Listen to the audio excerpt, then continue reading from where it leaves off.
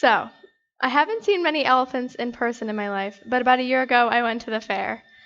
This fair had an exotic animal exhibit, which I will admit was pretty cool, but I felt horrible for the animals confined to a cage for most of their lives. As I was walking through, I saw a small baby elephant sitting on a dirt floor. She was confined to a medium-sized cage and was surrounded by nothing except a few lone pieces of hay.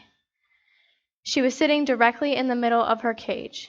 I looked into her big, clear brown eyes and realized everything that beautiful creature had to go through every day. Having hundreds of people walk by you and take pictures of you, even though the light bothers your eyes.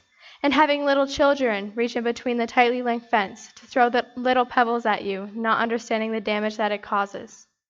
Okay, so I see how this is a reach. Just some girl looking into some animal's eyes, thinking she knows what it's like to be an elephant. But I did. In a weird way, I did.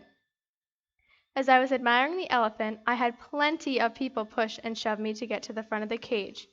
I couldn't deal with it anymore, so I left. I left in anger with the thought of that elephant in my mind, and it has never left. After that, I did a little research on elephants and realized my connection with that elephant may not have been so coincidental. They're a lot like me and my friends. For one thing, they're matriarchal, meaning they travel in packs of females called herds. Within these herds, elephants form deep family bonds with the oldest and often largest female in the herd. Herds can be between 8 to 100 elephants, and males tend to leave the family unit between ages 12 to 15 to live solitary lives or live with other males.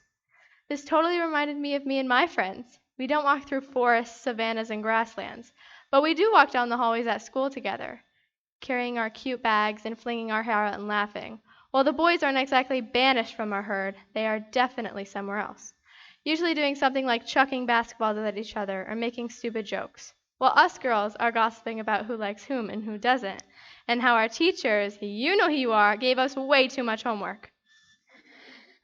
Elephants are also incredible in the fact that they can feel sound waves and detect sounds as low as 14 to 16 hertz. They use infrasonic sounds, which are sounds emitted below the human hearing range, in long-distance communication and can tell way earlier than humans when an earthquake is coming. Elephants are a lot like me and my friends in this way, too. Drama and gossip travels far and fast amongst us. You can be sitting in the cafeteria, and just seconds later, because of the seismic earthquake hearing of teenage girls, you can know who just broke up in the hallway at the other end of the school, or who just unfollowed who on Insta. Also, elephants have very, very good memories. If they've experienced grief, like seeing a member of their herd being killed, that visceral memory will stay with them, just like girls. So back in 6th grade, I was walking down 2 flights of stairs with a giant herd of girls, and we all had guitars in our hand, and I kept saying to myself, Amanda, don't fall, don't fall. And the first step I took, I fell. I rolled down 2 flights of stairs and looked like a total dork. Have my friends forgotten? Nope. Do they still make fun of me because of this? Yes. Also, elephants look in the mirror and know that they're seeing themselves. Just like my herd of friends, none of us can help walking by a mirror and not looking in it. It's physically impossible. All of us fighting for space to put on more lip gloss and smack on a new pair of brows. But there is more to this fascination of elephants and teenage girls with a mirror, because both elephants and girls know that they are seeing their own reflection, and are capable of mental reflection and thinking about themselves and their place in this world. Because of this, both elephants and girls can feel deeply. They can have empathy for others as well as feel pain for when they are hurt. Which brings me to my last comparison, a much more serious comparison between elephants and teenage girls. The way in which we are both endangered.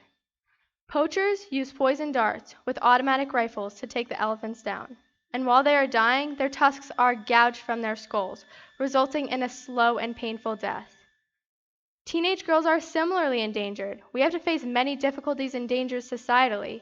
Body image, mean girls, bullies, depression, making sure our voice is being heard in this world and that we are treated equally, fairly, and with respect.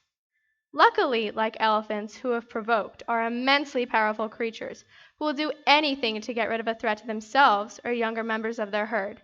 My friends and I can show you our fighting side as well as our friendly one. We will fight for what's right in this world.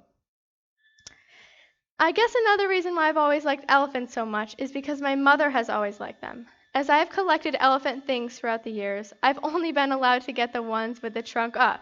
She says it's for good luck, and if it's down, it means bad luck.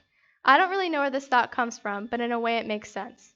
Both elephants and I need to walk through this jungle of a world with our trunks up. We need to hold our heads high with pride and courage despite the predators in our way. So I urge all my elephant and human sisters to keep your trunks up. Thank you.